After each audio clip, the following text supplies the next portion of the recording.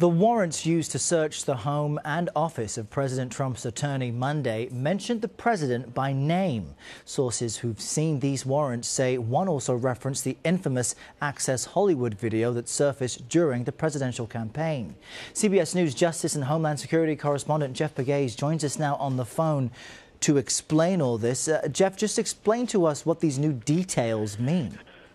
Well, I've talked to sources, Errol, who've given me a little bit more information about these warrants that were executed. They were targeting Michael Cohen, and as you said, they were involving searches of his office, hotel room, his home.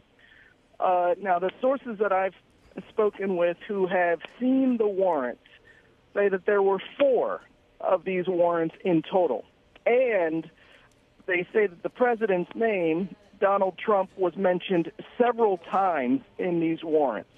So that is some of the new information that I've gathered today. And we've been working on this story, obviously, for the last couple of days now. But this was the first time that we got more details about how many times the president's name was mentioned in these documents. And Jeff, your reporting had noted over the past few days that the fact that the special counsel essentially handed the information they had over to prosecutors here in New York, who had to then decide with a judge what to do and if to sign off on these warrants. The fact that now we know that there are 4 warrants, and Michael Cohen was seen Wednesday saying he's not worried. What does all of that mean as far as the amount of evidence, the burden of proof that it would take to have a judge, or I don't know, more than one judge, sign off on 4 separate warrants to search Michael Cohen's properties?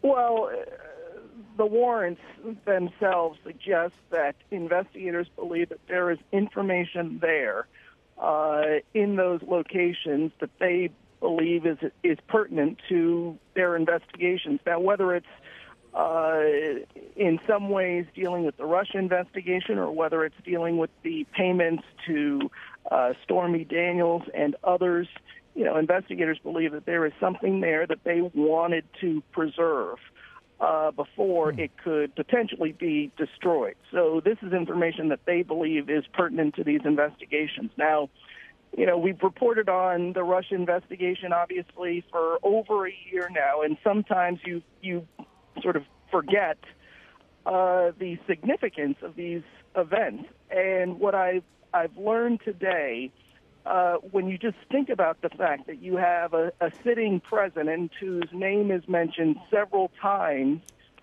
in these search warrants, it's fairly significant. And that's why we felt that it was important to put this information out there. One source tells you, Jeff, that they were describing this effort as a search and destroy mission.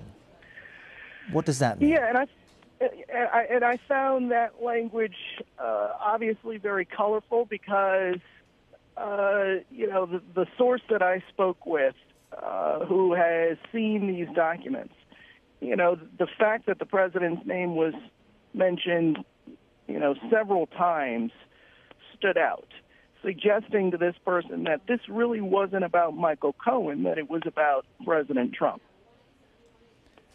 Our Justice and Homeland Security correspondent Jeff Pegues there on the phone with us from Washington with that development that the sitting president of the United States, Donald Trump, was mentioned a number of times, a series of times, in the multiple warrants executed at his personal lawyer's office, hotel room and home. We'll continue to gather more details on this story as it becomes available. Jeff, thank you very much.